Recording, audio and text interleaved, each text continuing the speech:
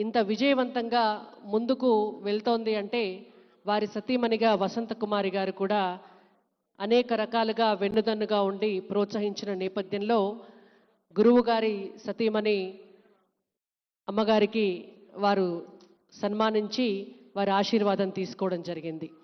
ఇప్పుడు గవర్నర్ గారు మరియు వారి జీవిత భాగస్వామి మేడం, ఈ అమ్మ పేరు కూడా వసంత గారే. జీవితంలో కొన్ని అనుకోకుండా అలా జరుగుతూ ఉంటాయి. దత్తాత్రేయ గారి సతీమణి అమ్మ వసంత గారు మరియు దత్తాత్రేయ గారికి రాష్ట్ర ముఖ్యమంత్రి వర్యుల సమక్షంలో, రాష్ట్ర గవర్నర్ జిష్ణుదేవ్ వర్మ గారి సమక్షంలో, అలై బలై కమిటీ ఆధ్వర్యంలో, అలాగే బొగ్గు గనుల శాఖ మంత్రివర్యులు శ్రీ కిషన్ రెడ్డి గారి సమక్షంలో, రాజ్యసభ సభ్యులు డాక్టర్ కె లక్ష్మణ్ గారి సమక్షంలో వారి కుటుంబ సభ్యులు వారికి సన్మానం చేయబోతున్నారు.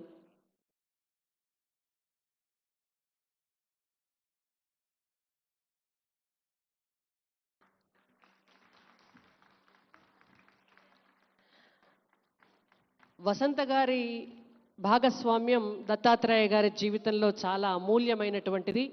మీ అందరికీ కూడా ఒక విషయం చెప్పాలి. సహజంగా ఆ కాలంలో వివాహాలంటే పెద్దలు కుదిర్చినటువంటి సంబంధాలనే మనం అనుకుంటాం. దత్తాత్రేయ గారు సంఘ కార్యకర్తగా దేశభక్తితో ఈ దేశానికి సేవ చేయాలనేటువంటి ఉద్దేశంతో పెళ్లి చేసుకోకుండా ఆర్ఎస్ఎస్ కార్యకర్తగా ఫుల్ టైం వర్కర్గా ఈ దేశానికి సేవలు అందిస్తున్నటువంటి సమయంలో వసంత గారు వారిని ఇష్టపడి పెళ్లి చేసుకుంటానని అడిగినప్పుడు దత్తాత్రేయ గారు ముందుగా దానికి అంగీకారమైనటువంటి నిర్ణయం తీసుకోలేకపోయారు. చేసుకుంటే మిమ్మల్ని తప్ప ఎవరిని చేసుకోను, దేశం కోసం మీరెంత గట్టిగా సేవ చేయాలనుకుంటున్నారో ఆ సేవలో మీ జీవిత భాగస్వామిగా నేను కూడా సేవ చేయాలనుకుంటున్నాను, ఎన్ని సంవత్సరాలైనా కూడా ఇలాగే ఎదురు చూస్తానని చెప్పి ఆవిడ 14 సంవత్సరాలు దత్తాత్రేయ గారి కోసం ఎదురు చూశారు. వసంత గారు 14 సంవత్సరాలు ఇంట్లో పెద్దల్ని కూడా ఒప్పించి వారు వెయిట్ చేస్తే దత్తాత్రేయ గారే ఇక విడిచిపెట్టేటట్టు లేరు అని చెప్పి వసంత కుమారి గారిని వివాహం చేసుకోవడం జరిగింది.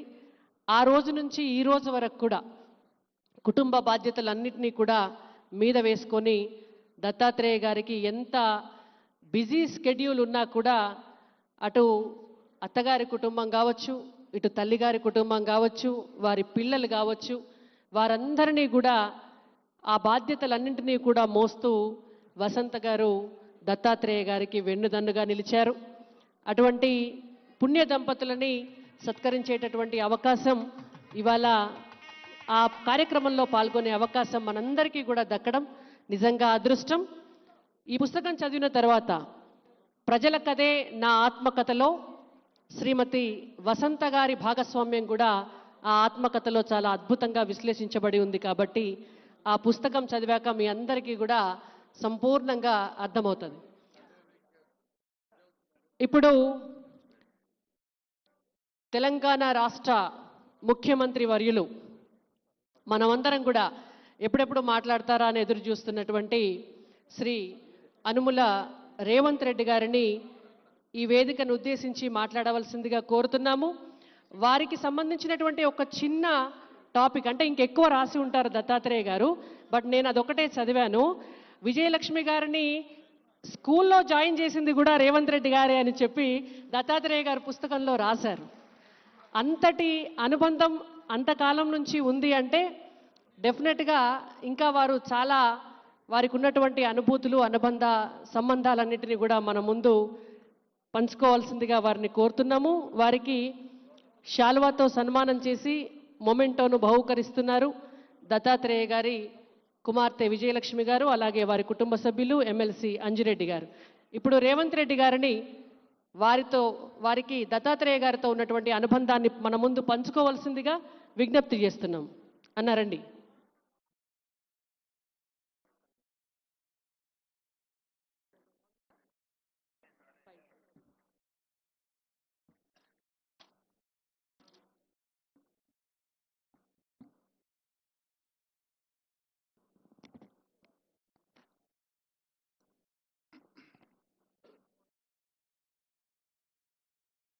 శిల్పకళా వేదికగా ప్రజల కథే నా ఆత్మకథ పెద్దలు బండారు దత్తాత్రేయ గారి ఆత్మకథ పుస్తక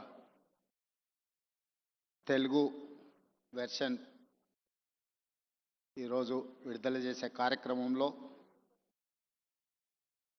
నాతో పాటు మాజీ రాష్ట్రపతి ఆంధ్రప్రదేశ్ ముఖ్యమంత్రి గారు, అదేవిధంగా ఆంధ్రప్రదేశ్ గవర్నర్ అబ్దుల్ నజీర్ గారు, ఒడిశా గవర్నర్ హరిబాబు గారు, అదేవిధంగా త్రిపుర గవర్నర్ ఇంద్రసేనారెడ్డి గారు, మన రాష్ట్ర గవర్నర్ పెద్దలు జిష్ణుదేవ్ వర్మ గారు, అదేవిధంగా కేంద్ర మంత్రి మిత్రులు జి కిషన్ రెడ్డి గారు, అదేవిధంగా భూపతిరాజు శ్రీనివాస్ వర్మ గారు, శాసన మండలి చైర్మన్ గుత్తా సుఖేందర్ రెడ్డి గారు, శాసనసభ చైర్మన్ గడ్డం ప్రసాద్ గారు, మిత్రులు ఆంధ్రప్రదేశ్ మంత్రివర్యులు సత్యకుమార్ గారు, తెలంగాణ రాష్ట్ర ఉప ముఖ్యమంత్రి వర్యులు మిత్రులు బట్టి విక్రమార్క గారు, మిత్రులు మంత్రివర్యులు పొంగులేటి శ్రీనివాసరెడ్డి గారు, పొన్నం ప్రభాకర్ గారు, పెద్దలు కేశవరావు గారు, వేదిక మీద ఉన్న చాలామంది భారతీయ జనతా పార్టీ నాయకులు, బండారు దత్తాత్రేయ గారి అభిమానులు, కుటుంబ సభ్యులందరికీ కూడా ఈ సందర్భంగా నా శుభాకాంక్షలు తెలియజేస్తున్నా. మిత్రులారా, ప్రజల కథే నా ఆత్మకథ. దత్తాత్రేయ గారు ప్రజలతో ఉన్న అనుబంధాన్ని అత్యంత సామాన్యమైన ప్రజలతో, అది గౌలిగూడ గల్లీ కావచ్చు, లేకపోతే రామ్నగర్ బస్తీ కావచ్చు, వారు మహారాజ్గంజ్ మొట్టమొదటిసారి శాసనసభ్యులుగా పోటీ చేసినప్పటి నుంచి మొదలు పెడితే వారు సికింద్రాబాద్ పార్లమెంట్ సభ్యులుగా, కేంద్ర రైల్వే శాఖ మంత్రిగా, అర్బన్ డెవలప్మెంట్ మినిస్టర్గా, హిమాచల్ ప్రదేశ్ గవర్నర్గా, ఈనాడు హర్యానా అత్యంత కీలకమైన రాష్ట్రానికి గవర్నర్గా, వారు గౌలిగూడ గల్లీ నుంచి హర్యానా గవర్నర్గా సుదీర్ఘమైన ప్రయాణంలో ఎన్నో హోదాలను, రాజకీయంగా ఎన్నో ఒడిదుడుకులను చూశారు. కానీ ఏ రోజు కూడా వారు ప్రజలతో సంబంధాలను కోల్పోలేదు.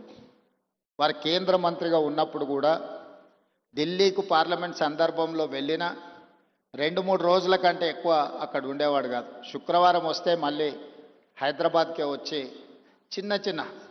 ఏ చిన్న షాప్, లోకల్ కార్పొరేటర్ కూడా ప్రారంభోత్సవానికి రావడానికి వెనక ముందు చేస్తే పెద్దలు దత్తాత్రేయ గారు వచ్చి చిన్న గల్లీలలో పాండప్ప కూడా పేదవాడు ప్రారంభించుకుంటున్నంటే దత్తాత్రేయ గారు వచ్చి ప్రారంభించేవాళ్ళు. ఇదే నాకు వారితో ఉన్న 40 సంవత్సరాల అనుబంధంలో 40 సంవత్సరాల నుంచి దత్తాత్రేయ గారిని చాలా దగ్గరగా నేను వారిని చూస్తున్నా. ఇంతకుముందు రాణి రుద్రమ్మ గారు చెప్పినట్టు దత్తాత్రేయ గారి కుటుంబంతో, పెద్దలు కిషన్ రెడ్డి గారి కుటుంబంతో నాకు చాలా సన్నిహిత సంబంధాలు ఉన్నాయి. అది అందరికీ తెలుసు. నేను మొన్న నీతి ఆయోగ్లో పాల్గొన్నప్పుడు ప్రధానమంత్రి గారితో మధ్యాహ్నం భోజన వేదిక మీద కూర్చున్నప్పుడు వారు చంద్రబాబు నాయుడు గారిని చూపించి ఆప్కే సాథీ ఇద్దరే అని అంటే నేను చెప్పా, నేను స్కూల్ మీ దగ్గర చదువుకున్నా, కాలేజ్ ఆయన దగ్గర చదువుకున్నా, ఇప్పుడు ఉద్యోగం రాహుల్ గాంధీ గారి దగ్గర చేస్తున్నా. సో నాకు మీ దాంట్లో కూడా అందరితో పరిచయం ఉందని, ముఖ్యంగా ఈ వేదిక మీద ఉన్న ఇంతకుముందు శ్రీనివాస్ వర్మ గారు చెప్పిన భారతీయ జనతా పార్టీ రాష్ట్ర అధ్యక్షుల గురించి, ఆ రాష్ట్ర అధ్యక్షులు అందరితో నాకు సన్నిహిత సంబంధాలు ఉండేవి. ఇప్పుడు సరే రాజకీయంగా భిన్న ప్రయాణం, కానీ వ్యక్తిగత సంబంధాలలో ఎప్పుడూ లోపం కానీ, ఎప్పుడూ ఆ సంబంధాల విషయంలో దాచిపెట్టాలన్న ఆలోచన కానీ చేయలేదు. ఎందుకు అంటే వారందరితో నాకున్న ప్రత్యేకమైన అనుబంధం.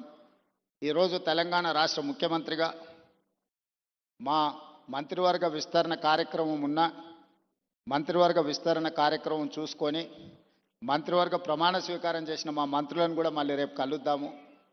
నాకు గవర్నర్ గారికి ఇద్దరికీ దత్తాత్రేయ గారి పుస్తకావిష్కరణ కార్యక్రమం ఉన్నది, అక్కడికి వెళ్ళాల్సి